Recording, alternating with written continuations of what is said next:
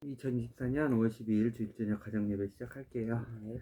큐리 기도해 주시고 시작하겠습니다. 하나님 아버지, 오늘도 이 하루 동안 행복하게 보내주셔서 감사합니다. 하나님의 말씀, 하나님의 사랑 우리가 잘 전달받게 이 시간 안에 하나님의 마음, 사랑을 알게 해주세요. 오늘 이렇게 내 가족이 예배를 이렇게 주일 저녁 가정 예배를 하는데 여기에서 하나님의 기쁜 뜻을 알게 도와주시고 우리를 사랑을 하셔서 우리를 보존해 주세요. 오늘도 감사하고 고맙습니다. 예수님께서 드립니다. 아멘. 네, 본문 말씀. 네. 청소년국하고 어린이국. 네. 오늘 어버이주일이었죠. 네. 공경에 대해서 배웠죠. 네. 본문 말씀 알려주세요. 같다. 네. 저희는 사도행전 9장 3절부터 6절, 13절부터 14절, 17절부터 18절 있습니다.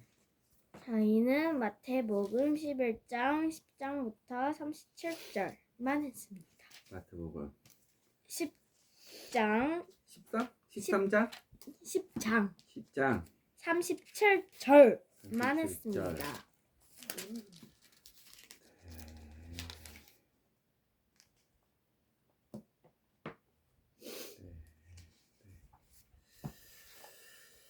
있습니다. 네, 형제부터. 네. 예, 전달해 주시고 계세요. 네. 하나님은 사울의 세상을 보는 눈을 멀게 하셨다. 그 다음에 하나님께서는 아나니아에게 말씀하셨다. 곧 거기로 사울이라는 자가 갈 거야 라고 말씀하셨다. 아나니아는 하나님께 이렇게 말씀하셨다. 15절에 그러자 주님이 말씀하셨다. 가서 내가 시킨 대로 하여라. 사울은 내 복음을 이스라엘 사람들뿐만 아니라 다른 민족의 그들 왕에게 전파시키기보자 내가 택한 그릇이다 라고 말을 하였다. 이렇게 해서 사울은 믿음의 눈을 다시 뜰 수 있게 되었다. 15절에 내가 택한 그릇의 의미는 그때 아까 설명하셨는데 그릇에 냄새가 그릇에 구멍이 없으면 냄새는 빠져나오지 못하지만 구멍이 있으면 자연스럽게 냄새가 나오기 때문에 하나님께서는 이 내가 택한 그릇이라고 말씀하신 것 같다. 하나님의 나라는 구원을 하신 다음에 이렇게 사용을 하신 것 같다라고 저는 느꼈습니다. 오늘. 예수님, 하나님의 나라. 왜냐면 지난주에 이걸 했을 때는 저는 하나님의 나라를 그때는 누군가를 통해 하나님을 알리는 것 같다라고 저는 말을 했거든요. 이걸 했을 때. 근데 이번에 사울에 대해 약간 여기 15절 나오는 내가 택한 그릇이라는 이 구절을 보고 저는 또 다르게 하나님의 나라를 또 느꼈던 것 같았습니다. 어떤 게예요? 하나님의 나라를 느끼지 말고 그걸 설명해 주세요. 하나님의 나라는 하나님의 통치 말씀을 방식인데 통해서. 그 내가 택한 그릇이라는 것이 아까 설명했듯이 구멍이 있어야지만 자연스럽게 냄새가 나오기 때문에 이거를 통해서 점점 하나님에 대해서 사울이 전파를 할 것이다 라는 이제 뒷 이야기가 그렇잖아요. 사울이 점점 다른 지역에 가서 하나님을 선포하는 게 사울의 구멍은 뭐예요? 네? 사울의 구멍은 뭐예요? 사울의 그릇에 깨진 구멍들은 뭐예요? 하나님을 전파하는 말씀이라고 저는 생각을 하는데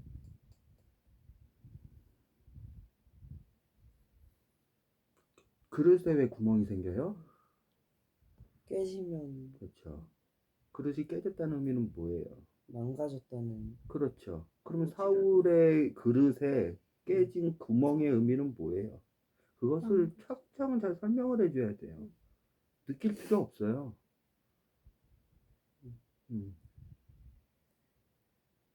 말씀에서 네. 하나님의 사랑을 우리가 느끼죠. 네. 감정적으로 느끼죠. 하나님의 사랑을 지식적으로 알아야 돼요. 하나님의 사랑의 의지를 우리가 발견할 수 있어야 돼요. 알겠죠? 감정을 뛰어넘어서 온전한 사랑을. 그래서 우리가 연구하고 배우고 하는 거예요. 다시 사울의 구멍, 그릇, 자꾸 이걸 얘기하시는데 그것에 대한 똑바른 의미를 배웠죠, 이미. 그것을 바탕으로 말씀을 다시 한번 깊이 묵상해 보는 거예요. 그게 안 됐기 때문에 행설수설이 나오는 거예요. 안 돼요, 그러면. 하나님의 나라는 뭐예요? 오늘 예배를 뭐 어떻게 드린 거예요? 이 말씀은 이미 우리가 생각해 봤잖아요. 그렇죠? 그거의 바탕으로 우리가 계속 쌓아가야 되는데 다시요. 그러면 하나님의 나라. 아니요, 지금은 안 돼요. 정리가 안 되니까 다시 시간을 가지고 가정예배 끝나면 아, 네. 설거지는 아빠가 할 테니까 아, 네. 다시 잘 묵상해 보세요. 배웠던 거는 아는 척 하지 말고 모르는 거 있으면 다시 뒤로 넘어가서 다시 제대로 복습하고.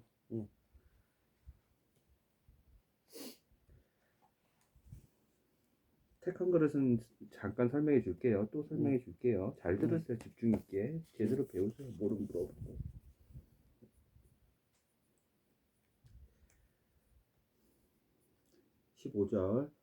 사도행전 9장 15절이에요. 그러나 주께서 그에게 이르시되, 그는 아나니아죠. 내 길로 가라. 내 길은 go your way예요. 예수님이 아나니아에게 환상을 통해서, 환상이 비전이라고 그랬죠. 영어로 이너 비전이에요. 예수님의 비전 안에서 아나니아는 그 환상을 본 거예요. 그 환상은 뭐예요? 눈으로만 보는 거야? 아니, 우리 텔레비전은 눈과 귀로 보는 거라고 그랬어요. 그래서 오늘 사울만 장님으로 보이지만 아나니아 역시 장님이에요. 보지 못하고 듣지 못해요. 왜? 사울을 쟤는 도저히 안 되는 사람입니다. 쟤는 우리의 형제가 될 수 없습니다. 쟤는 악한 짓을 예수님 이름을 부르는 사람들에게 많이 했다고 제가 여러 사람한테 들었습니다. 쟤한테 구원이요? 쟤한테 성령님이요? 우리가 받은 영원한 평안이요? 쟤는 안 돼요. 쟤는 할 수 없어요. 이렇게 자기가 판단을 하고 자기가 재판장이 됐어요. 제가 이제 심판장이 됐어요. 쟤는 안 돼요. 그 아나니아의 사울과 같은 사랑의 장님, 사랑의 눈으로 형제를 바라봐야 되는데 사랑의 눈으로 바라보지 못하고 자기의 선입견으로 형제를 재판하고 판단하고 쟤는 사탄의 자식이에요. 쟤는 영원 멸망해야 돼요. 우리한테 핍박하는 걸 보니까요. 그 아나니아 장님과 기머거리를 예수님이 다시 하나님의 눈으로 보여주기 시작했어요. 다시 들려주기 시작했어요. 아나니아, 집가라는 거리로 가. 거기 형제 사울이 기도하고 있는데 형제 사울의 환상 속에 네가 와서 그의 눈을 뜨게 해준 것을 형제 사울이 보고 있고 기도하고 있으니 가. Go your way. 내가 지시한 그 길로, 너의 길로 가. 가라. 그는 이방인들과 왕들과 이스라엘 자손 앞에서 내 이름을 전하기 위해 내가 택한 그릇이니라. 이 그릇에 대해서 사도 바울이 고린도후서에서 여기 얘기를 했어요. 사도 바울, 사울이 자기가 쓴 글에, 자기가 한 말에서 사도 바울은 이렇게 얘기했어요. 나 같은 질그릇, 진흙으로 만든 그릇에 예수님이라는 보배가 담겼으니 나 같은 질그릇, 그 질그릇, 진흙으로 만든 그릇은 어떤 이쁜 명품 그릇, 이쁜 귀한 그릇, 아껴 쓰는 그릇이 아니에요. 어려운 과정을 여러 번 거친 도자기, 어려운 과정, 장인의 손, 명품으로 만든 그런 비싼 재료를 쓴 그릇이 아니에요. 사도 바울은 자기가 그릇이라고 했는데 그 그릇을 진흙으로 만든 그릇이라고 했어요. 근데 그 진흙으로 만든 그릇 자체가 어떤 그릇이야? 갈라지기 쉽고 깨지기 쉽고 구멍나기 쉽고 망가지기 쉬운 금 가 있고 구멍이 나 있는 그릇이야. 왜 근데 그런 그릇이어야 돼요? 그 그릇 안에 그 질그릇 사도 바울의 그릇 자체는 볼품이 없지만 하나님이 택한 그릇이라서 그 그릇 안에 누가 계셔? 예수님. 예수님 자체가 계시잖아요. 오늘 사도행전 9장 1절에 9장 3절에 이렇게 써 있잖아요. 그가 사울이에요. 사울이 길을 가다가 다마스쿠스에 가까이 왔을 때 갑자기 하늘로부터 빛, 이 빛은 뭐예요? 요한복음 1장에 영원 전부터 있었던 빛이죠. 사람에게 생명을 주시는 빛이죠. 하늘로부터 빛이 나타나 그를 둘러 비추더라. 그가 땅에 쓰러져 한 음성. 이 음성은 뭐예요? 말씀, word. 요한복음 1장. 영원 전부터 계신 말씀이죠. 말씀 자체인 하나님이시죠.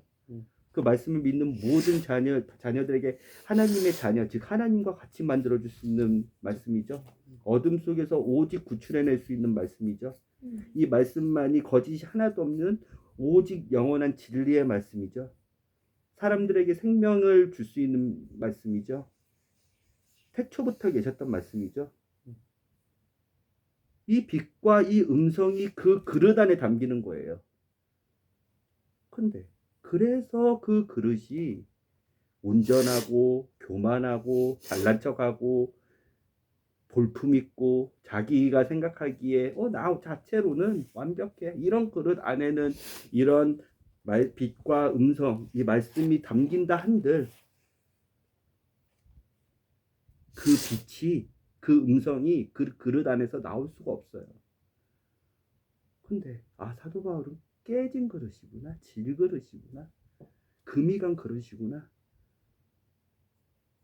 하나님이 그걸 보시고 하나님이 그 안에 들어가셨어. 그 귀한 보물이 질그릇 같은 사도 바울 안에 들어가셨어. 그러면 그 사도 바울 그릇 안에 담긴 하나님의 음성, 그 사도 바울 그릇 안에 담긴 하나님의 빛이 어떻게 되는 거예요? 새어 나오죠. 그렇죠. 그러면 그 깨지고 금가고 구멍나고 상처난 그게 뭐라 그랬어요? 고난이라 그랬잖아요. 고통이라 그랬잖아요. 우리의 아픔이라 그랬잖아요. 우리의 좌절이라 그랬잖아요. 우리의 절망이라 그랬잖아요. 고난과 고통을 통해서 하나님이 내 안에 담기면 그 통로, 그 구멍, 그 금간 것을 통해서 빛이 새어나오고 말씀이 새어나오고 예수 그리스도의 향기가 새어나오고, 그래서 고난이 유익이라는 거예요. 고난이 축복이라는 거예요. 하나님이 택한 그릇이에요. 이방인들과 왕들과 이스라엘 자손 앞에서 하나님 예수 그리스도 그분을 전하기 위해서 택한, 얼마나 고난을 많이 당해요. 그렇죠? 이게 택한 그릇의 의미예요. 그런데 이게 끝나요? 아니죠. 하나님의 나라는 뭐라 그랬어요? 법칙이 있다 그랬잖아요. 규칙이 있다 그랬잖아요. 그의 율례, 그의 규칙, 그의 규범, 그의 율법, 그의 질서, 하나님이 다스린 창조 질서 안에서, 법칙 안에서, 규칙 안에서 공정하게, 공의롭게 하나님은 다스리시고 심판하신다 그랬잖아요. 사도 바울이 택한 깨진 그릇이야. 하나님이 그럼 어떤 그릇에 담길까요? 고난. 그러면 나의 그릇은 어떤 그릇이어야 되겠어요? 잘난치 않은 아주 유황으로 코팅이 잘 된 비싼 그런 재료로 깨진 거 하나 없이, 흠 하나 없이 그런 그릇이어야 되겠어요? 그럼 하나님이 담기겠어요? 하나님이 택하시겠어요? 그게 하나님의 나라인 거예요. 하나님의 통치 방식인 거예요. 하나님의 법칙인 거예요. 나의 그릇, 내가 이해되지 않는 고난들, 내가 내 안에서 해결되지 못하고 아직도 남아있는 그 고통들이 어쩌면 하나님이 쓰시는 하나님이 이 고난의 통로의 그 구멍을 통해서 세상을 치유하시는, 세상을 좀 더 하나님의 법칙으로 아름답게 다스리시는, 다른 거 다 표현 필요 없고 그 고난의 통로를 통해서 예수 그리스도가 나오는 그 통로로 쓰시기 때문이구나. 이걸 알 수 있는 거예요. 이게 택한 그릇이에요. 나 같은 사람도 이 질그릇에 겸손한 마음, 알겠어요? 이 질그릇에 깨진 상처가 있더라도 이게 예수님이 나올 수 있는 통로로 하구나 라는 깨달음. 예수 그리스도가 이 질그릇 같은 나 안에도 담겨셨구나 라는 이 감사. 이게 예수 그리스도의 복음, 하나님의 나라인 거예요. 사도행전 9장을 봤을 때 아빠가 볼 수 있는. 이해가 되나요? 이런 식으로 그냥 앞뒤 자르고 딱 그것만 얘기하면 안 돼요. 자기 감정만 딱 얘기하면 안 돼요. 이해가 되죠? 아빠는 꿈꿔요. 아빠는 나중에 우리가 20살 형규가 20살, 규리가 20살 됐을 때 아빠의 설교는 없어질 거예요. 삶을 많이 나눌 거거든요.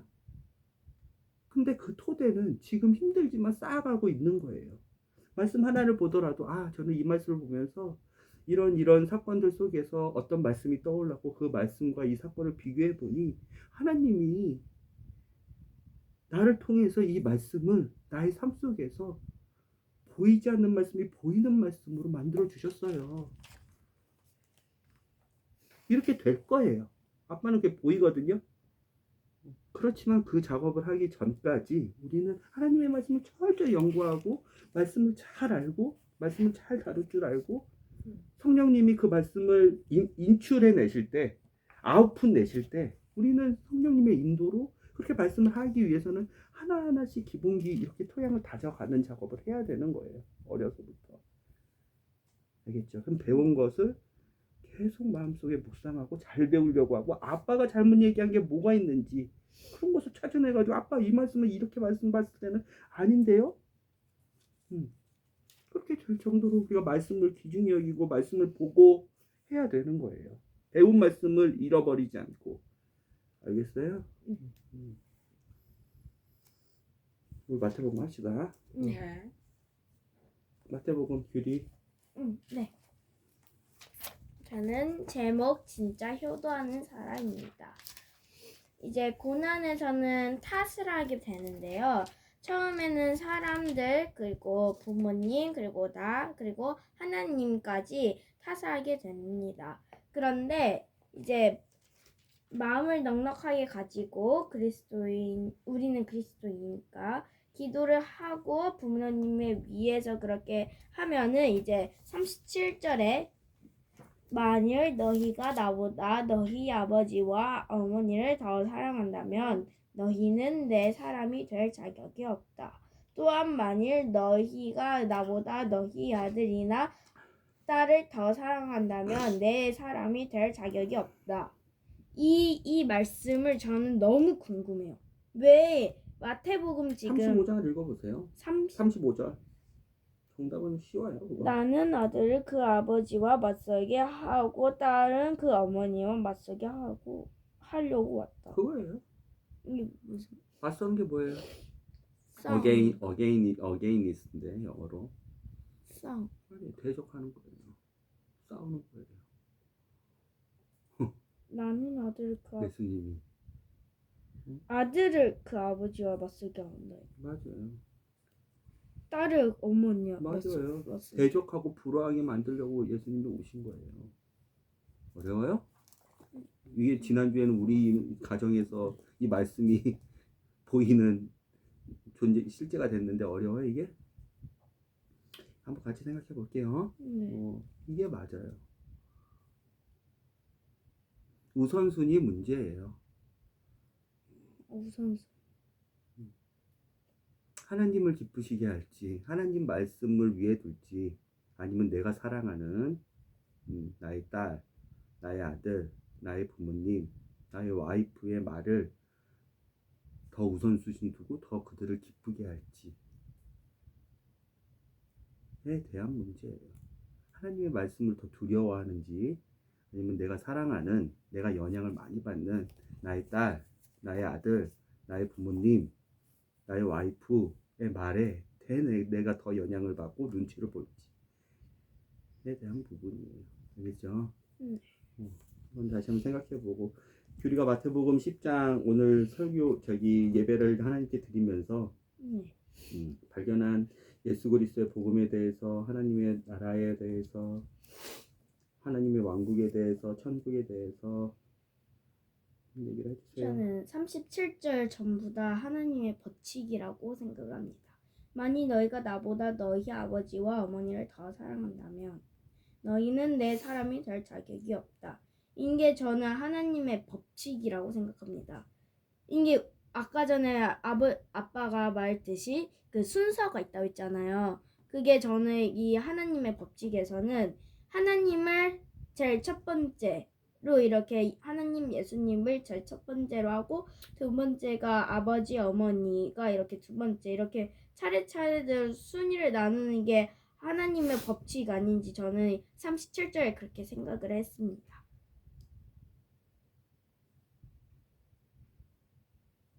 예수 그리스도의 복음 뭐예요? 그래서 하나님이 이렇게 말씀하시는 것처럼 하나님을 먼저 사랑을 하고 이제 어머니 아버지를 그러니까 더 차례차례가 아니라 더 사랑하는 게 아버지와 어머니가 아니라 이제 예수님 하나님을 더 사랑을 하면 아버지 어머니는 이제 사랑을 할 수 있다는 저는 그렇게 저는 생각을 했습니다.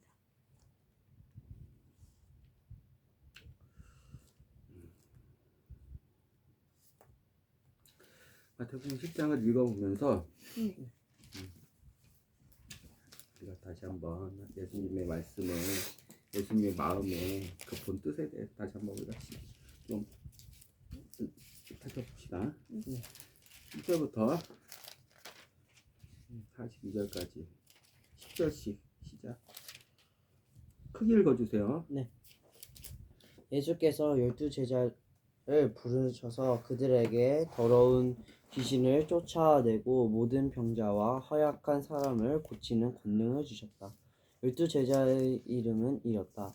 베드로라고도 불리는 시몬과 베드로의 동생 안드레, 세베대의 아들 야고보와 야고보의 동생 요한, 빌립, 바돌로메, 도마, 세리, 마태, 알페오의 아들 야고보와 타데오, 가나안 사람 시몬, 가룟 유다 등이다. 예수께서는 12제자를 파견하시면서 다음과 같이 분분하셨다. 이방인이나 사마리아 사람들에게 가지 말고 오직 이스라엘 백성 가운데 하나님의 잃어버린 양들을 찾아가라. 가서 하늘 나라가 가까이 왔다고 그들에게 선포하라. 병자를 고쳐주고 죽은 자를 살리고 나면 환자를 깨끗하게 하고 귀신들을 쫓아내라. 너희가 거저 받았으니 거저 주라. 돈은 한 푼도 가져가지 말라. 식량 자루나 여벌 옷이나 신발이나 지팡이도 갖고 가지 마라.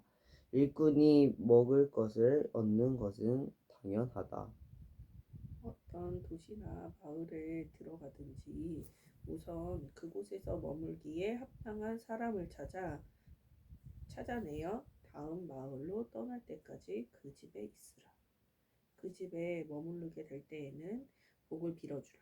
그 집이 복을 받을 만하면 너희가 기는 복을 받을 것이고 그렇지 못하면 그 복이 너희에게 되돌아올 것이다. 어느 마을이나 집이든지 너희를 환영하지 않거든 그곳을 떠날 때 너희 발에 묻은 먼지를 떨어버리라. 내가 진정으로 말한다. 심판 때는 소돔과 고모라 같은 악한 성이 오히려 그 마을보다 가벼운 벌을 받을 것이다. 내가 너희를 보내는 것은 마치 양을 이리떼 가운데 보내는 것과 같다. 그러므로 너희는 뱀같이 슬기롭게 처신하고 비둘기같이 순결하라. 사람들을 조심하라. 너희를 잡아 신문하고 회당에서 매질하는 사람들이 있을 것이다. 너희는 나 때문에 통치자들과 왕들 앞에 끌려갈 것이다. 그러나 그것은 세상 앞에 나의 증인이 되는 기회인 것이다. 너희가 잡혀갔을 때 어떻게 말할까 걱정하지 말라. 때가 오면 너희가 해야 할 말을 알려주실 것이다. 이때 말하는 이는 너희가 아니라 너희를 통해서 말씀하시는 하늘에 계신 너희 아버지의 성령이시다. 형제가 형제를 배반하여 죽게 하고 아버지가 아들을 원수처럼 어기게 될 것이다. 그리고 자식이 제 부모를 고발하여 죽게 할 것이다. 내게 속하였다는 이유만으로 모든 사람이 너희를 미워할 것이다. 그러나 끝까지 참는 사람은 구원을 받을 것이다. 어느 동네에서 너희를 박해하거든 다른 동네로 피하라. 너희가 이스라엘 동네를 모두 다 돌아다니기 전에 인자가 올라올 것이다. 제자가 스승보다 더 위대할 수 없으며 종이 주인보다 더 높을 수 없다. 제자가 스승만큼 되고 종이 주인만큼 되면 기쁜 일이 아니겠느냐? 집주인이 나를 바알세불이라고 하였으니 너희에게는 얼마나 더 심한 말을 하겠느냐? 그러나 너희를 위협하는 사람들을 무서워하지 말라. 진리가 드러날 때가 오면 그들의 더러운 속마음이 환히 드러나게 될 것이다. 지금 내가 어두운 데서 말하는 것을 밝은 데에서 외치고 내가 너희 귀에 대고 속삭인 말을 지붕 위에서 외쳐라. 너희 몸은 죽일 수 있어도 영혼은 죽이지 못하는 사람들을 무서워하지 말라. 몸과 영혼을 다 지옥에 던져 파멸시킬 수 있는 하나님만을 두려워하라. 참새 2마리 값이 얼마냐? 겨우 한 아사리온이 아니냐? 그러나 그 중의 하나라도 너희 아버지께서 허락하지 않으시며 땅에 떨어지지 않는다. 아버지께서는 너희 머리카락까지도 다 헤아리시는 분이 아니냐? 그러니 걱정하지 말라. 너희는 많은 참새들보다 훨씬 더 귀하지 않느냐. 누구든지 사람들 앞에서 나를 안다고 하면 나도 하늘에 계신 내 아버지 앞에서 그를 안다고 하겠다. 그러나 만일 누구든지 사람들 앞에서 나를 모른다고 하면 나도 하늘에 계신 내 아버지 앞에서 그를 모른다고 하겠다. 내가 이 땅에 평화를 주려고 온 줄로 생각지 말라. 평화가 아니라 칼을 주려고 왔다. 나는 아들을 그 아버지와 맞서게 하고 딸을 그 어머니와 맞서게 하려고 왔다. 사람의 원수는 바로 그 집안 식구이다. 만일 너희가 나보다 너희 아버지와 어머니를 더 사랑한다면 너희는 내 사람이 될 자격이 없다. 또 만일 너희가 나보다 너희 아들이나 딸을 더 사랑한다면 내 사람이 될 자격이 없다. 만일 너희가 자기가 져야 할 십자가를 회피하고 나를 따르려 한다면 너희는 내 사람이 될 자격이 없다. 자기 목숨만 소중하게 생각하는 사람은 그 목숨을 잃게 될 것이다. 그러나 나를 위하여 목숨을 버리는 사람은 그 목숨을 얻을 것이다. 너희는 환영하는 사람을 나를 환영하는 사람이고 나를 환영하는 사람은 아버지 하나님을 환영하는 것이다. 김선배 마무리해 주세요. 네. 만일 너희가 예언자를 하나님의 사람이라 하여 환영한다면 너희는 예언자가 받은 것과 같은 상을 받을 것이다. 또 만일 너희가 선하고 믿음이 깊은 사람을 믿음의 사람이라고 하여 환영한다면 너희는 그들이 받는 상과 같은 상을 받을 것이다. 또 아무리 보잘것없는 사람일지라도 그가 내 제자라고 하여 냉수 한 그릇이라도 대접하는 사람은 반드시 상을 받을 것이다.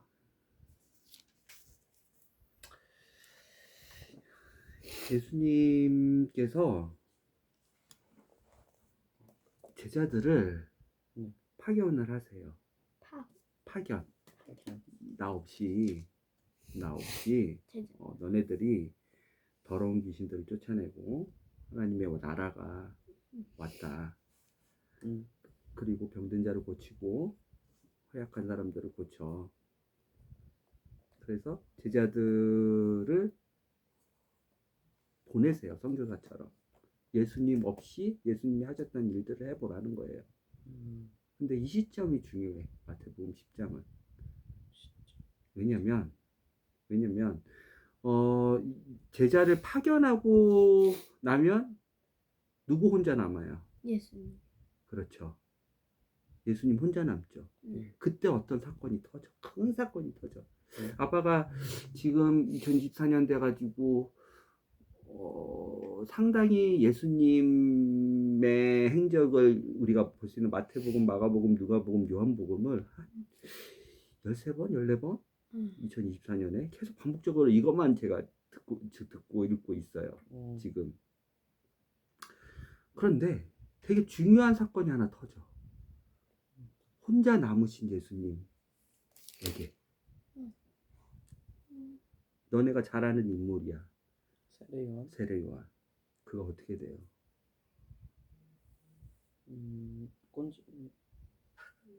그가 이 시기에 죽어요. 순교를 당해요. 그래서 혼자 남아 계신 예수님께 제자들이 돌아오기 전에 세례 요한들의 제자도 오고 세례 요한이 죽었다는 소식이 오고 그래서 예수님 혼자 그 소식을 듣고 계시다가 제자들이 돌아오고 나서 이 지방을 떠나세요. 이렇게 이제 이 말씀을 이렇게 봐야 돼요. 이렇게 봐야 돼요.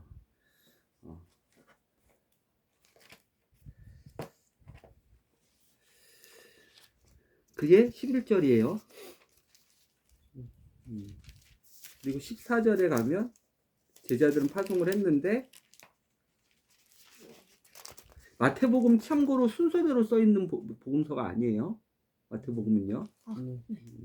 세례 요한이 14장이 죽죠.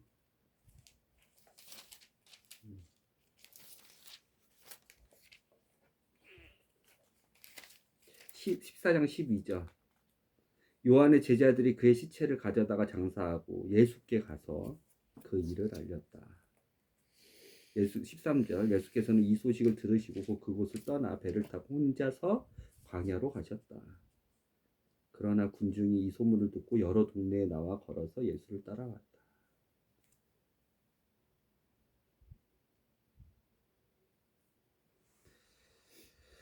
14절. 예수께서 배에서 내리셨을 때는 이미 엄청난 군중이 기다리고 있었다. 이를 보신 예수께서 그들을 측은히 여겨 그 중에 있는 병자들을 고쳐주셨다. 15절. 이제 제자들 여기서 만나요. 저녁이 되자 제자들이 와서 말하였다.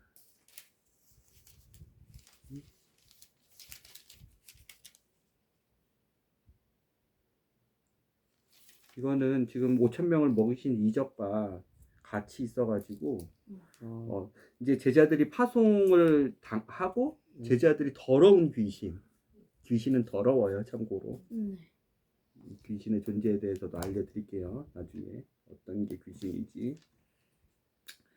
우리 마음속에 더러운 게 우리 마음속으로 다 나오거든요.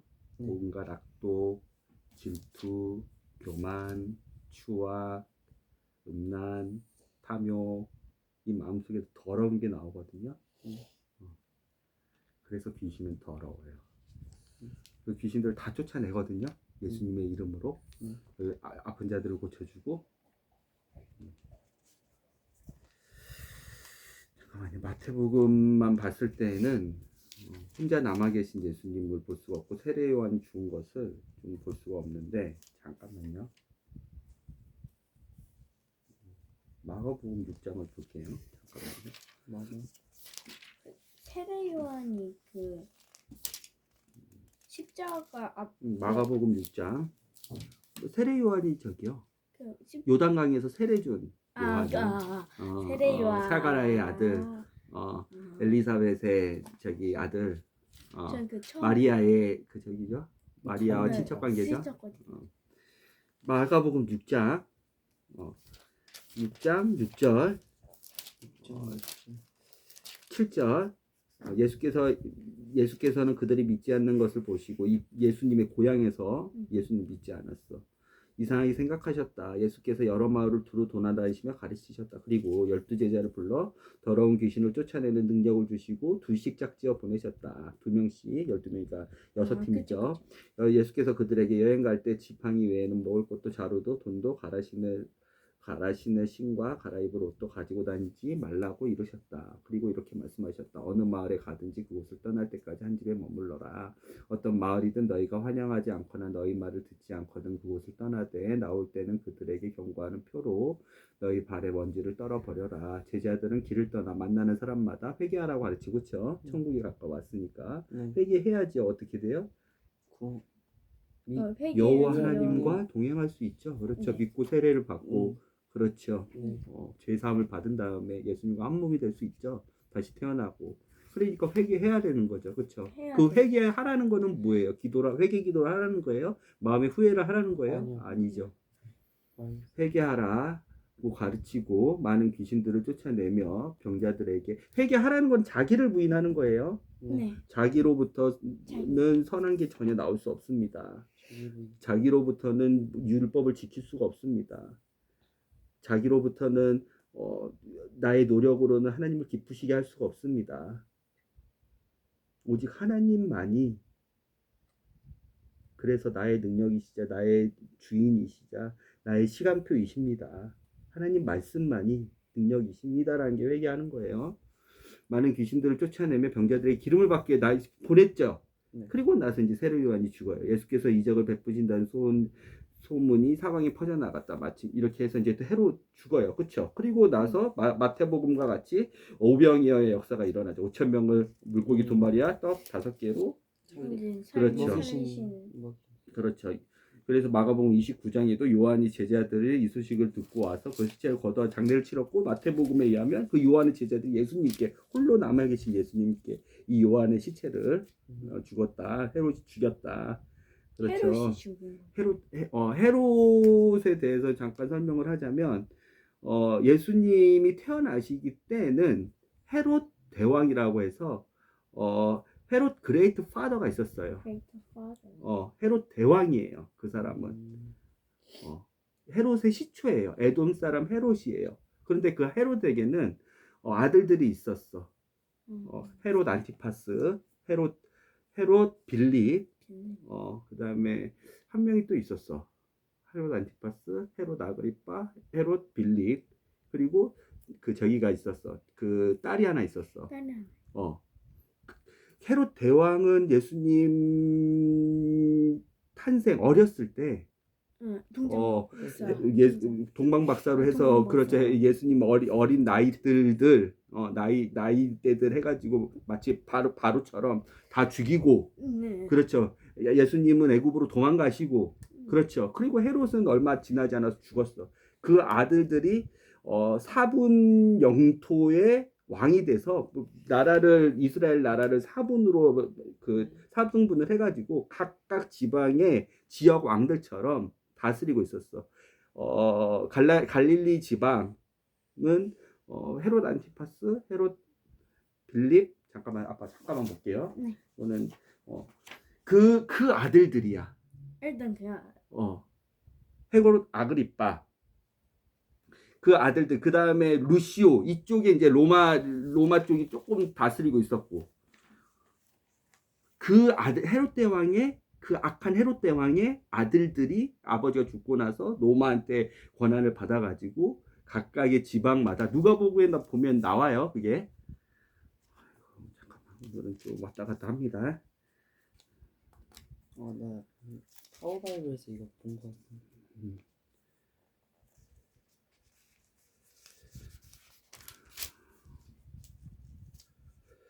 누가복음 3장 디베리오 황제가 다스린 지 15년째 되던 디베리오는 티베리우스예요. 로마 황제 티베리우스.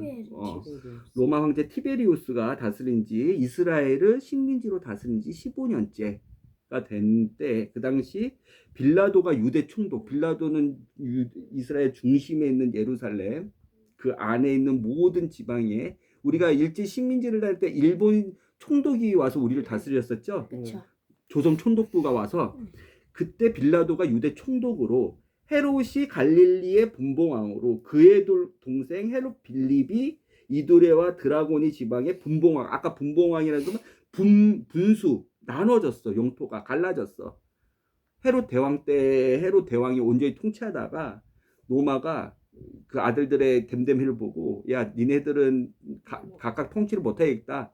분쟁도 많이 나고 그래서 총독을 보내고 로마에서 직접 이탈리아 로마에서 직접 파견을 해서 보내고 너네 종교 분쟁도 많고 살인 사건도 많으니 우리가 직접 다스리겠다 하고 그 다음에 직접 다스리지 않는 구역들은 그 아들들한테 분봉왕 분배해서 나눠줬단 말이야. 헤롯이 갈릴리의 분배 헤롯 안티파스 헤롯 안티파더야. 그래서 아까 그 더 그레이트 헤롯이 헤롯 할아버지 헤롯 대왕 시초가 헤롯 안티파더야. 그 아들인 헤롯 안티파스, 헤롯 빌립, 헤롯 아그리빠 이렇게 나눠 먹었단 말이에요. 그리고 이제 여기에 써 있잖아요. 헤롯이 갈릴리의 분봉왕. 갈릴리는 예수님 지역 사는 그렇죠. 변방이죠. 완전 예루살렘보다 더 변방이죠. 그의 동생 빌립이 이두레아 드레고니 갈릴리 그 옆지방 이란 말이에요. 드래곤이 지방의 분봉왕으로 루시아나 아빌레네가 분봉왕으로 이렇게 이 나라를 4분 5열을 시켜가지고 다스렸단 말이에요. 헤롯 아들들이. 그런데 이 사건이 아까 그 요한이 죽었던 이 사건이 한 여자 때문에 일어난 사건이에요. 헤로디아의 딸. 맞아요. 헤로디아는 원래 헤롯 빌립의 아내였었어요. 나는 이거를 막 가르쳐주기 위해서 암기하고 뭐 반복하고 그런 게 아니에요. 성령님이 도와주시는 거예요. 너네한테 가르쳐줘야 되기 때문에. 알겠어요? 너네도 알겠어요? 이거 오늘 처음 보는 말씀이잖아요. 그쵸? 네. 헤롯 빌립의 아내였어. 그런데 이 헤로디아가 빌립을 배신하고 헤롯 안티파스한테 간 거야. 그 딸의 이름이 살로멘가 그래. 빌립과 맞아요? 빌립과 헤로디아 사이에서 태어난 딸이 살로멘가 그래. 살로메. 그 살로메가 춤을 아주 이쁘게 춘 거야. 헤롯 기억나요. 안티파스 앞에서. 맞는지 한 번만 다시 확인할게요. 아빠가 이게 항상 보는 말씀은 아니라서. 저 좀 가져왔어요.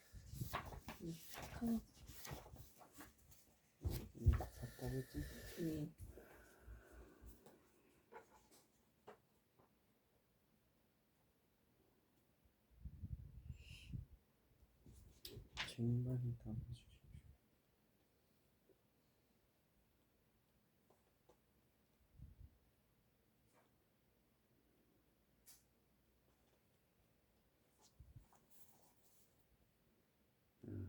아킬라구나. 아빠 다시 정리를 할게요. 네. 헤롯 안티파더에게는 네. 아까 얘기했던 헤롯 안티파더에게는 헤롯 아켈라오, 헤롯 빌립, 헤롯 안티파스, 헤롯 아그리빠가 있어요. 근데 아까 얘기했던 안티파스한테 간 게 아니라 이 헤로디아가 헤롯 아그리빠한테 간 거야. 아그리빠로. 헤롯 아그리빠한테 간 거야. 배신한 거죠, 남편을. 그쵸. 더러운 여자가. 그쵸.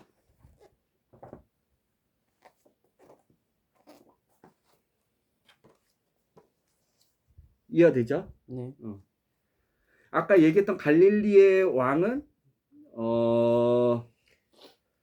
아빠가 이건 조금만 읽어줄게요. 아빠가 보는 책인데 세례 요한의 투옥 헤롯 안티파스는 분봉왕 재임 초기에 나바테아 왕 아레타스 4세의 딸과 아 미안하다. 아 미안해. 아 미안해. 아빠가 자꾸만 헷갈려. 자, 미안해. 응. 미안해 진짜. 응. 안티 아그리파 때 간 게 아니라 아그리빠와 헤로디아는 헤로디아는 헤롯 대왕의 손주예요. 즉 둘은 남매 관계야. 알겠죠? 헤롯 아그리빠와 헤롯 그 이제 헤로디아는 이 헤롯 아그리빠는 나중에 배가 터져서 죽어요. 야곱으로 순교시키거든요.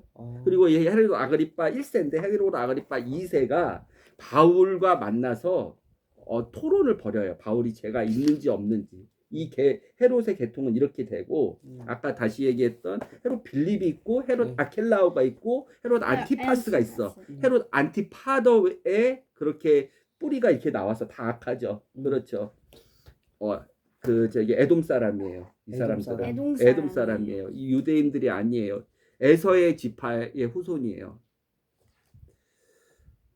그 헤로디아가 빌립 사이에서 살로메를 낳는데 헤롯 안티파스한테 간 거야. 권력이 더 큰 안티파스한테 배신한 거야 남편을. 아빠가 읽어볼게요. 세례 요한의 투옥. 헤롯 안티파스는 분봉한 재임 초기에 나바테아 왕 아레타스 4세의 딸과 결혼했다. 그러나 20년이 지난 후 어느 날 로마로 가는 도중 동생 헤롯 빌립과 유숙하게 되었는데 그때 동생의 아내 헤로디아에게 반하여 그녀에게 청혼했다. 헤로디아는 안티파스가 왕후를 쫓아내는 조건으로 청혼을 받아들였고 안티파스가 왕후를 버리자 헤로디아도 남편을 버리고 그와 재혼을 했다. 유대법에는 이혼이 금지되어 있지만 로마법에는 가능했고 헤로디아는 헤롯 가문의 사람들과 마찬가지로 로마 시민이었으므로 두 사람의 이혼과 재혼은 합법적 행위였다. 그러나 세례 요한은 이를 비난하였고 결국 투옥되어 사형을 당했다. 예수께서도 자기 아내를 버리고 다른 여자와 결혼하는 사람은 누구나 자기 아내에게 간음죄를 짓는 것이다. 며 자기 남편을 버리고 다른 여자와 결혼하는 여자도 간음죄를 짓는 것이다. 이 둘은 그래서 간음죄를 진 거야. 헤롯 안티파스와 헤로디아가. 그런데 헤롯 안티파스는 세례 요한을 두려워했어. 그의 말을 듣고. 안티파스. 그런데 살로메가 헤로디아가 세례 요한을 엄청 못마땅히 생각했어. 그래서 살로메가 춤을 추고 헤롯 안티파스가 마음이 기쁘니까 나라의 절반까지라도 주겠다. 네 청을 얘기해라 했는데 살로메의 청을 받아들여서 이 시기 때 예수님이 다 12제자를 두 명씩 파견하고 있을 예수님 2년차 대기 6월절 대기 6월절에 사람들을 먹이시니까 6월절 무렵에 사람들을 먹이시니까 예수님 사역에 1년 차 시기 때 1년 차에 마무리하는 이 시기 때 세례 요한을 죽여버렸단 말이야. 살로메의 말을 듣고 헤롯 안티파스가 여기 있는데. 알겠죠? 우리는 오늘 헤롯 안티파더 그의 아들 헤롯 안티파스, 헤롯 아켈라오, 헤롯 빌립 그의 그 저기 와이프였던 헤로디아와 살로메와 세례 요한에 대해서 생각을 해봤는데 이때 죽였단 말이에요. 쟁반에 머리 갖고. 맞아요. 이때 죽였어요. 근데 왜 이렇게 장황하게 설명을 하냐? 오늘 핵심은 뭐예요? 아까 마태복음 10장 37절이죠. 뭐예요 그게 핵심이? 하나님 부모님보다 하나님을 더 중요하게 사랑하라. 더 사랑을 하라. 자기 자녀보다? 너희는 아버지와 어머니를 더 사랑한다면 너희는 내 사람이 될 자격이 없다. 그렇죠. 그거죠.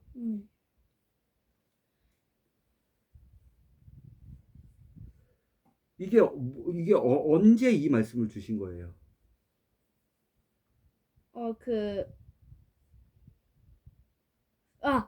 제자들이 이제 떠날 때 2명씩 짝지어서 떠나기 전에 그쵸, 전에 주신 말씀이죠. 제자들에게 주신 말씀이죠. 네. 그렇죠. 네.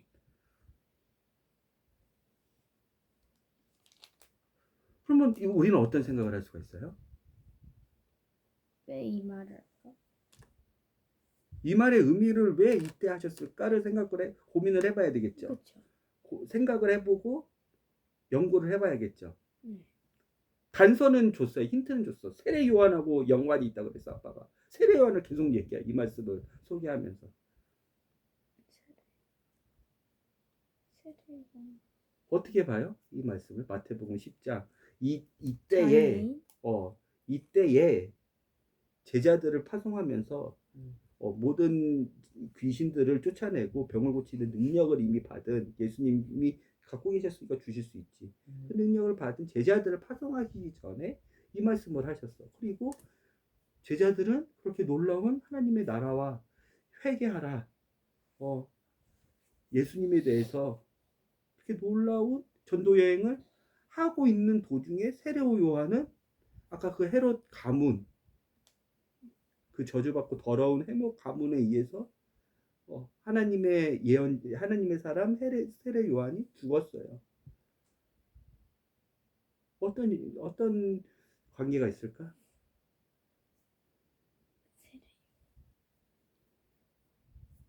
그리고 세례 요한의 제자들은 엄청 슬퍼해요.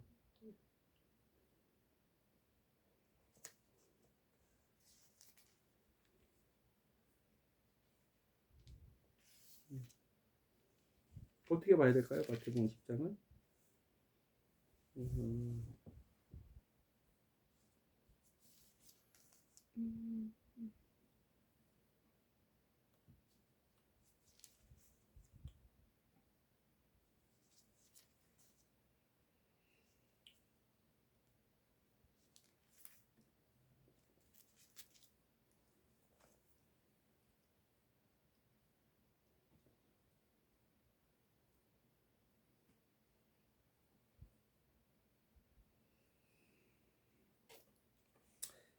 마태복음 10장 5절 예수께서는 12제자를 파견하시면서 다음과 같이 분부하셨다. 이방인이나 사마리아 사람들에게 가지 말고 오직 이스라엘 백성 가운데 하나님의 잃어버린 양들을 찾아가라. 가서 하늘나라가 가까이 왔다고 그들에게 선포하여라. 병자를 고쳐주고 죽은 자들을 살리고 나병한 자를 깨끗게 하고 귀신들을 쫓아내라. 너희가 거저받았으니 거저주라. 돈은 한 푼도 가져가지 말라. 식량 자루나 여벌 옷이나 신발이나 지팡이도 갖고 가지 말라. 일꾼이 먹을 것을 얻는 것은 당연하다. 어떤 도시나 마을에 들어가거든 우선 그곳에서 머물기에 합당한 사람을 찾아내어 다음 마을로 떠날 때까지 그 집에 있으라. 그 집에 머무를 때는 복을 빌어주라. 그 집이 복을 받을 만하면 너희가 비는 복을 받을 것이요 그렇지 못하면 그 복이 너희에게 되돌아올 것이다. 어느 마을이나 집이든지 너희를 환영하지 않거든 그곳을 떠날 때 너희 발에 묻은 먼지를 떨어 버리라. 내가 진정으로 말한다. 심판 때는 소돔과 고모라 같은 악한 성이 오히려 그 마을보다 가벼운 벌을 받을 것이다. 내가 너희를 보내는 것은 마치 양을 이리대 가운데 보내는 것과 같다. 그러므로 너희는 뱀같이 슬기롭게 처신하고 비둘기같이 순결하라. 사람들을 조심하라. 너희를 잡아 신문하고 회당에서 매질하는 사람들이 있을 것이다. 이렇게 곧 일어날 미래와 그 다음에 영원 아주 뒤에 일어날 미래까지 성령님을 받고 나서 할 미래까지 알려주셨고 형제가 형제를 배반하여 죽게 하고 아버지가 아들을 원수처럼 여기게 될 것이다. 그리고 자식이 제 부모를 고발하여 죽게 할 것이다. 내게 속하였다는 이유만으로 모든 사람이 너희를 미워할 것이다. 그러나 끝까지 참는 사람은 구원을 받을 것이다. 어느 동네에서 너희를 박해하거든 다른 동네로 피하라. 너희가 이스라엘 동네를 모두 다 돌아다니기 전에 인자가 돌아올 것이다. 여기서 우리는 힌트를 발견할 수 있죠. 그렇죠.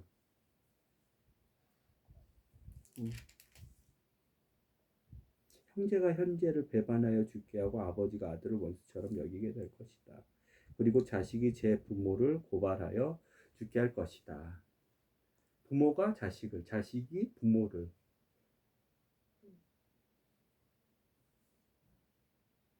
그러면 이제 궁금한 게 하나님과 예수님의 사이도 일어나요?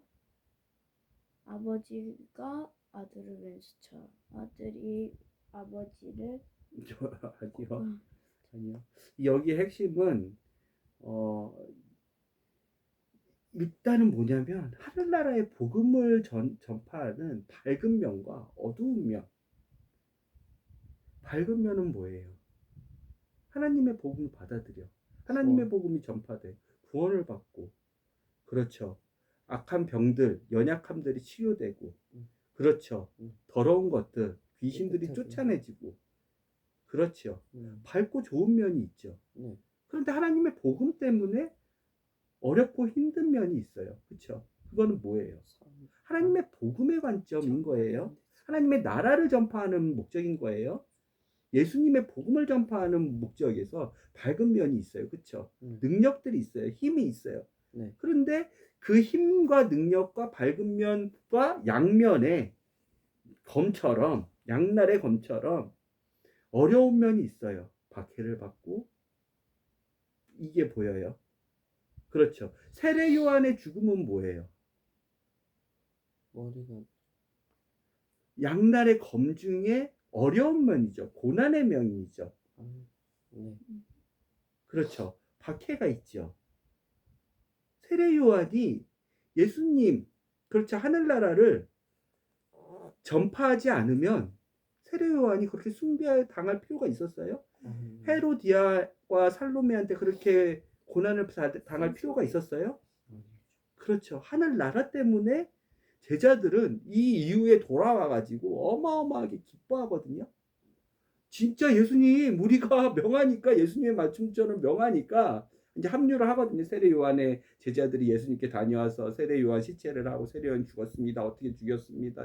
헤롯 안티파스가 이렇게 나쁜 짓을 했습니다. 그 면면에는 살로메와 헤로디아와 그런 헤롯 빌립 그런 더러운 관계도 있었습니다. 예수님께 다 고자질을 했겠죠. 그렇죠.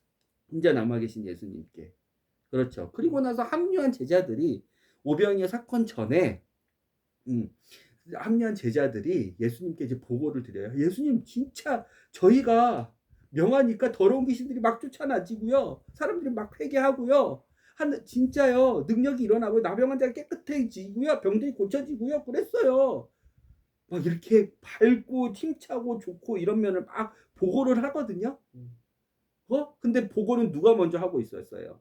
그거는 하나님 나라의 왕국에 사는 사람들이 누릴 수 있는 힘이자 하나님이 약속하셨던 권능이자 사인이죠. 고쳐지는 건 다 사인이죠. 왜 일시적인 건데 진짜 하나님의 나라를 사는 사람들은 영원토록 연약함에서 죄악에서 더러움에서 아픔에서 이렇게 하나님이 구원해 주실 거라는 사인이에요. 표적이에요. 그림자예요. 본보기예요. 그와 같이 하나님의 나라에 진짜 사는 사람들은 영원토록 이렇게 살 거야. 이렇게 하나님의 나라들은 이렇게 능력이 있고 하나님의 나라는 이렇게 아픔이 없고 하나님은 정말 너희들을 사랑하셔. 너희들을 고쳐주셔. 연약한 것들을 치료하시고 그런 사인들을 제자들이 악한 영들은 떠나가고 더러운 것들은 떠나가고 그래. 제자들이 그런 면을 보고하기 전에 누가 와서 하늘나라를 선포하는 그 부분에 밝은 면이 있고 어두운 면은 아니지만 아픈 면이 있다 그랬죠. 아픈 면을 먼저 예수님이 보고를 받으세요. 뭐 하늘나라를 선포한 세례 요한이 죽었죠. 그런데 제자들은 모르고 있겠지만 제자들한테 가르쳐 주는 게 보여요. 하늘나라를 위해서 살겠다고 하면 나와 같이 하늘나라를 이 땅 가운데서 하나님의 뜻을 만들려고 하면 너네들은 알아야 될 것이 있어. 내가 사랑으로 이 사랑의 지식을 너네한테 준다. 하늘나라 이 땅 가운데서 살려면 하나님하고 동행해서 평안하지 좋지. 너희들은 구원받았지. 너희들은 능력이 있지. 너희들은 악한 존재한테 휘둘리지는 않지. 그렇지만 너희들을 악하게 대하는 너희들에게 깨진 구멍을 만들고 금을 만드는 그런 존재들, 너희들을 시기하고 질투하고 방해하는 그런 존재들이 있어. 값 지불이야. 하나님의 나라는 그냥 공짜로 얻는 게 아니야. 왜? 이 모든 게 값 지불에 따라서 니네가 뿌린 대로, 니네가 심은 대로 상급이 거두게 하시니까. 하나님의 나라는 이런 아름답고 힘찬 면도 있지만 이렇게 힘들고 고난받고 박해받는 면도 있는 거야. 박해받는 면은 모르죠, 제자들은. 근데 하나님, 예수님은 알려주시죠. 하늘 나라를 전파하고 회개하라 그러고, 그렇죠. 예수님의 나라가, 예수님의 왕국이 가까이 왔다. 예수님의 능력이 우리 제자들한테도 나타난다. 라는 것을 알려주시면서 이면도 다 알려주시죠.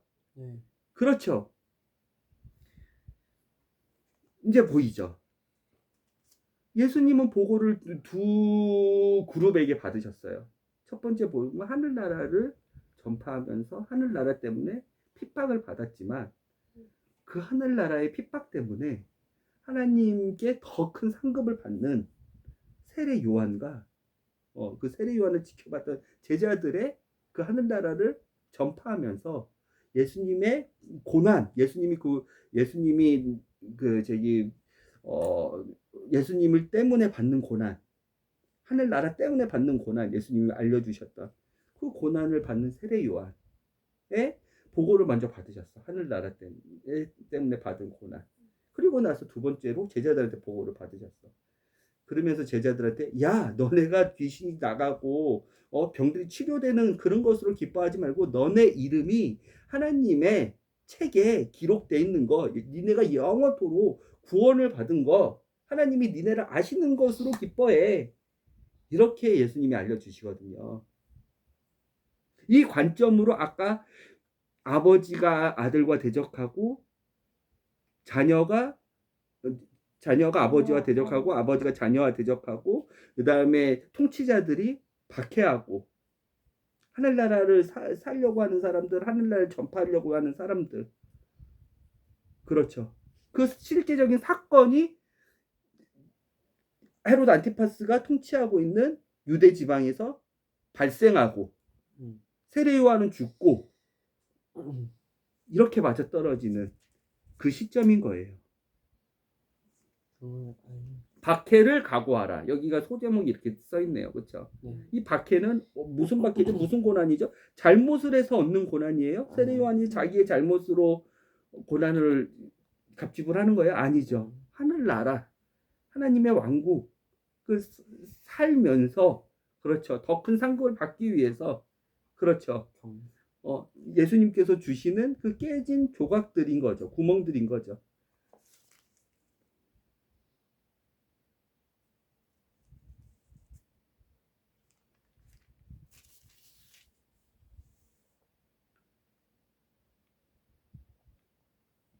이 28절이 너희 몸은 죽일 수 있어도, 세례 요한의 몸을 누가 죽였어요? 헤롯 안티파스가 죽였죠. 네.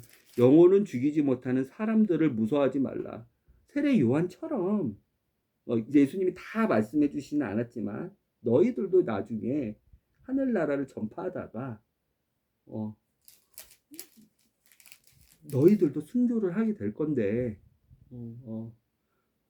그 너희들을 몸을 죽이는 사람들을 그렇게 두려워하지 마. 그 사람들 앞에서 니네가 무슨 말을 할지 걱정하지 마.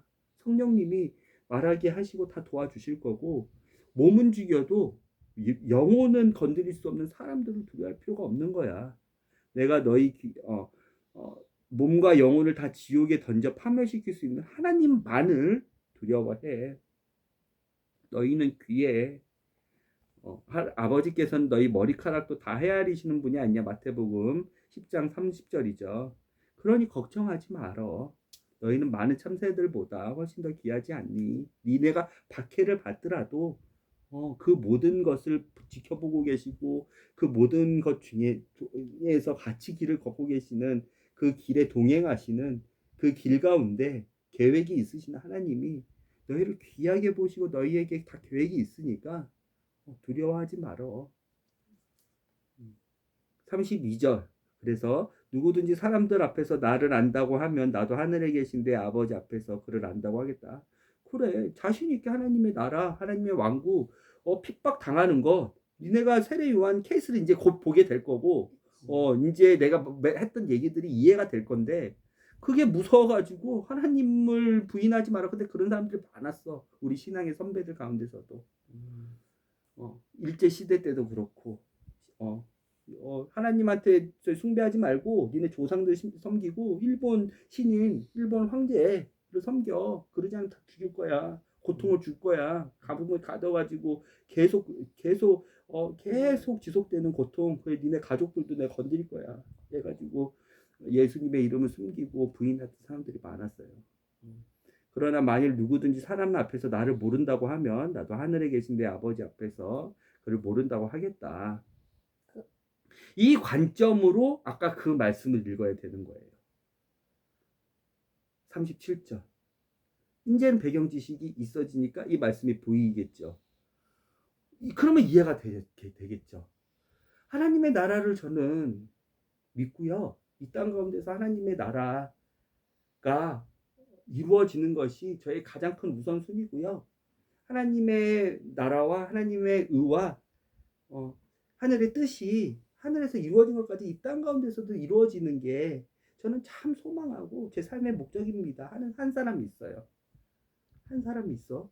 예수님이 걸어가셨던 그 하늘나라, 평안하고 자유하고 사랑이 넘치고 영원한 생명이 있는 그 하늘나라를 저도 살아가겠습니다. 하나님이 주신 이 땅 가운데 생명을 살 때 이 한 사람이 있어. 그렇죠. 그러면 아까 밝은 면이 있었죠. 그렇죠. 그 사람 안에는 힘이 있어요. 그렇죠. 예수 그리스도로부터 오는 힘이 있어요. 그렇죠. 그렇지만 어려운 면이 있어요. 그렇죠. 그 어려운 면 중에서 누가 그 사람들에게 영향을 끼칠 수 있는 거예요. 가장 가까운 사람들이 영향을 끼치는 거예요. 와이프든 자식이든 아버지든 어머니든. 그럼 가장 우선순위가 뭐라는 거예요? 하나님이 보실 때.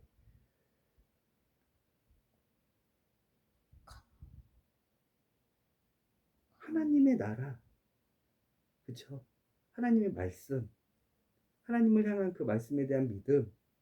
하나님의 뜻이 이루어지고 자기 뜻이 부인되는, 자기 십자가를 날마다 지는 예수님처럼 자기 부인이 날마다 일어나는 하나님의 말씀이 우선시입니다. 하나님의 뜻이 이 땅 가운데서 이루어지는 것을 소망합니다. 저를 통해서 이루어 주시면 너무 감사합니다. 저는 그 길을 걷겠습니다. 라는 그 사람이 길을 걸을 때 그렇죠. 성령님이 위로해 주시고 예수님이 능력 주시고 해서 그 사람의 마음속에는 평안과 자유와 꺼지지 않는 기쁨과 어떤 상황에 흔들리지 않는 염려와 걱정이 없어요. 그리고 이 땅 가운데서는 잠시지만 저는 영원한 삶을 살 것입니다 하는 예수님처럼 그런 능력으로 제 몸이 입혀질 겁니다. 예수님과 한 몸이 될 거라는 그런 소망이 있어요. 그렇죠. 그렇죠. 하늘나라를 살려는 이 사람 가운데는 뭐가 있어요? 필수적으로 그 사람이 진짜 하늘나라를 사는 사람이면 예수님이 그랬듯이 세례 요한이 그랬듯이 제자들이 그랬듯이 고난이 있죠. 핍박이 있죠. 박해가 있죠. 박해가 없으면 하늘나라를 사는 사람이 아니죠. 그런 박해가 있어요? 하나님 믿는 지 꽤 오래 되셨잖아요. 10몇 년 되셨잖아요. 30년 되셨잖아요. 40년 되셨잖아요. 그런 박해가 한 번이라도 있으세요? 있었어요. 있어요? 네. 초등학교 때, 있어요. 중학교 때. 있어요. 그때 우선순위를 얘기하는 거예요. 이 말씀이. 예수님이 그래서 장황하게 파견하려고 하는 제자들 앞에서 이 하늘나라를 사는 사람들이 겪어야 되는 다양한 상황들을 알려주시는 거예요. 제자들에게. 제자들은 밝은 면만 경험하고 왔죠. 그쵸. 그런데 요한의 제자들은요. 세례 요한의 제자들은요. 고통, 하늘나라 때문에 고난 죽음 당했죠. 아픔. 그렇죠. 그래서 그 제자들도 곧 죽을 거고 예수님도 죽을 거죠. 네. 그렇지만 그 죽음이 두렵지가 않다는 거죠. 예수님은. 왜? 그쵸. 다시 영원토록 살 거기 때문에. 사람. 다시 영원토록 하나님이 칭찬하시고 보상하실 것이기 때문에. 다시 눈물이 없는 곳에, 고통이 없는 곳에, 죽음이 없는 곳에 하나님이 우리를 구원하실 것이기 때문에. 아까 얘기했지만 네 그 질그릇 안에 있는 그 구멍만이 너가 받을 상급의 양이고 너가 받을 칭찬받을 하나님께 영광을 돌릴 수 있는 오직 그 통로이기 때문에 이게 이해가 돼요? 그래서 오늘 사도행전 9장과 마태복음 10장을 주신 하나님께 참 감사한 거예요. 그래서 사도행전 9장을 배웠기 때문에 택한 그릇, 질그릇, 고린도후서를 배웠기 때문에 이게 우리가 이해가 되는 거예요. 이 고난이 있을 것을 미리 알려주신 예수님께 감사드릴 수 있는 거예요. 이해가 돼요?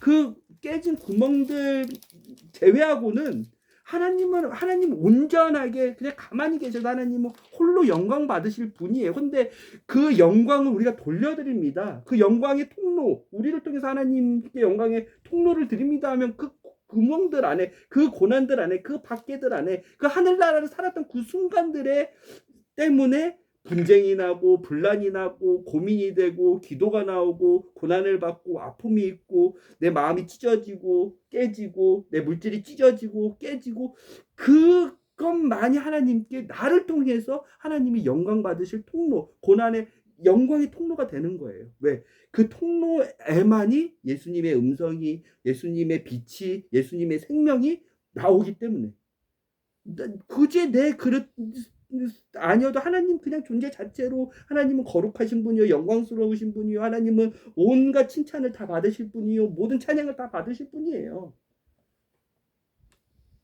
그러면 우리는 하나님의 나라를 사는 사람들 입장에서는 하나님의 나라를 사는데 왜 박해가 있어야 되지? 나는 좀 피했으면 좋겠다. 나에게는 그런 박해가 없었으면 좋겠다. 나는 그냥 온전한 그 기쁨과 평안과 그다음에 하나님의 능력과 그것만 있었으면 좋겠다. 이게 바른 자세예요? 아니면 예수님이 알려주신 대로 예수님이 알려주셨고 그 알려주심이 힘이 있을 수 있는 이유가 예수님은 그 길을 걸으셨어요. 그렇죠. 당신이 가르쳐 주신 대로 당신이 걸으셨죠.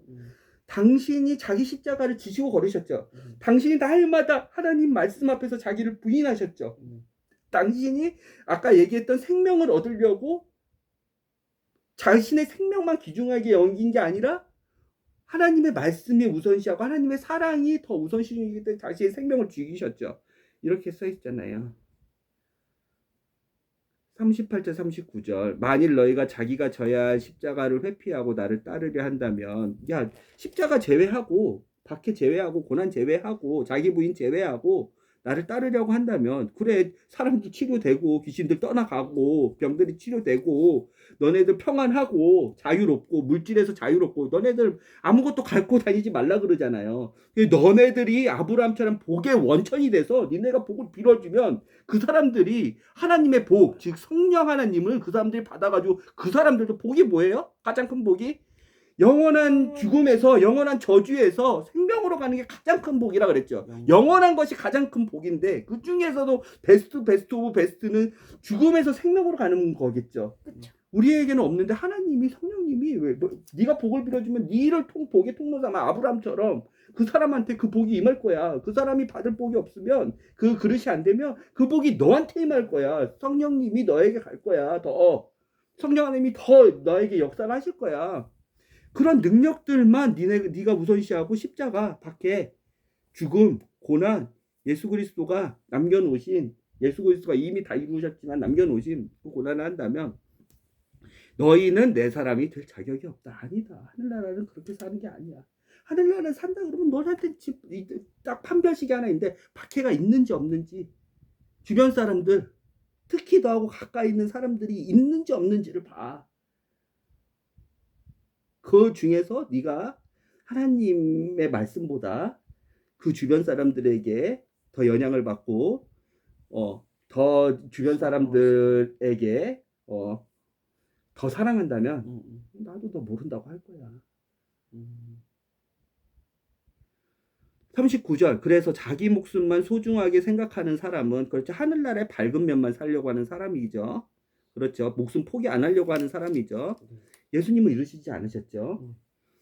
그 목숨을 잃게 될 거야. 그래 그 사람은 하늘나라 산다고 하지만 하늘나라의 밝은 면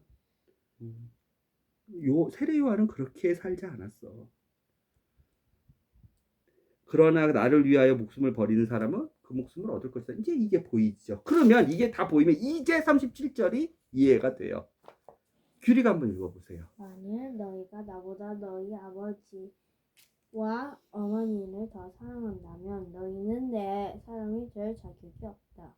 또 만일 너희가 나보다 너희 아들이나 너 딸을 더 사랑한다면 내 사람이 될 자격이 없다. 예수님의 복음을 전하고 예수님의 복음을 살아내기 위해서 그렇게 사는 사람들한테 반드시 뭐가 있다. 핍박과 박해가 있고 고통. 고난이 있다. 그리고 말을 해야 돼. 근데 그 어려운 말들을 모든 사람이 너희를 싫어하게 될 거야. 그게 있다. 그런데 이것을 보는 사랑하는 딸과 아들이 차라리 예수님 버리세요. 아니에요. 예수님은 참 아니에요. 이러면 이때 이 말씀을 기억을 하게 해주시는 거예요. 성령님이. 알겠죠? 이때 그거를 하게 해주시는 거예요. 그래서 믿음의 부모님이 참 중요한 거예요. 믿음의 형제 자매들이 참 중요한 거예요. 믿음의 자녀들을 만드는 것이 참 중요한 거예요. 이 사람은 자기가 뿌린 씨앗대로 거두는 거예요. 믿음의 자녀들을 만들려고 뿌리지 않았어. 그러니까 자기는 하나님의 나라를 산다고 하는데 자녀들은 그 하나님의 나라가 뭔지 몰라. 그러니까 멱살을 끌고 하는 거야.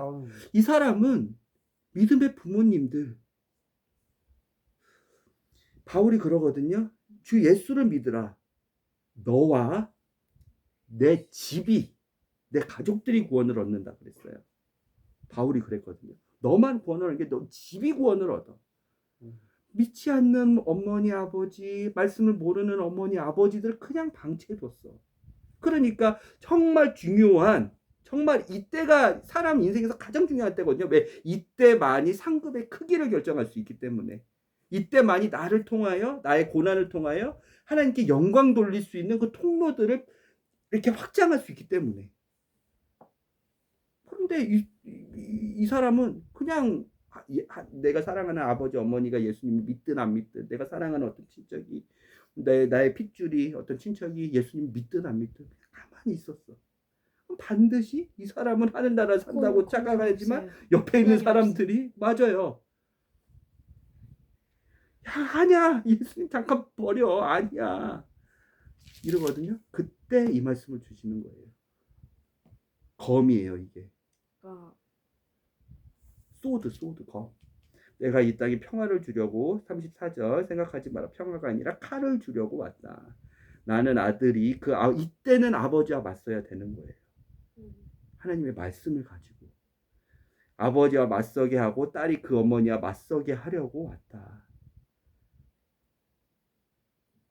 헤롯 안티파스가 사랑하는 헤로디아와 정말 눈에 넣어도 아깝지 않고 아프지 않은 의붓딸인 살로메를 보면서 그 사람은 상당히 세례 요한이 전하는 하나님의 나라에 대해서, 회개에 대해서, 죄를 깨끗이 씻고 하나님의 사람이 되는 것에 대해서 상당히 영향을 세례 요한한테 많이 받은 사람이야. 그런데 이 헤롯 안티파스가 헤로디아하고 그 살로메를 맞서서 했었으면 이 사람은 이방인이라도 구원을 받았을 거예요. 예수 그리스도 안에서. 헤롯 안티파스는.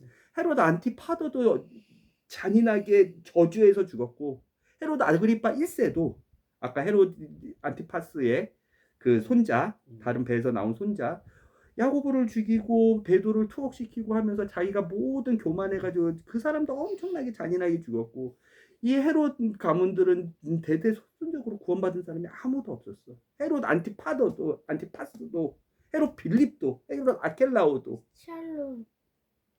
살로메도, 헤로디아도, 가룟 유다처럼 복음은 들었지만 그 복음에 대해서 하나도 예수 그리스도를 모르는 상태로 죽었단 말이야. 나는 아들이 그 아버지와 맞서게 하고 딸을 그 어머니와 맞서게 하려고 왔다. 사람의 원수는 바로 그 집안 식구다. 그러면 이해가 되죠. 네. 어버이 주일인데 오늘 그렇죠. 네. 5월 8일이 지나서 5월 10일 어버이 주일인데 이 말씀을 주셨네요. 우리의 가정에게는 이해가 되죠? 네. 재밌었어요. 이렇게 우리는 믿음의 가정을 만들기 위해서 그렇죠. 자녀들에게 우리 부모님들에게 그렇죠. 먼저 그다음에 우리 저기 피부치들에게 하나님의 나라에 대해서 알려주고 하는 게 중요해요. 알겠습니까? 네. 기도하고 마실까요? 하나님 감사합니다. 오늘 마태복음 10장 말씀을 보면서 어버이 주일에 예수 그리스도께서 주신 말씀에 대해서 우리가 조금 더 깊이 들여다봤습니다.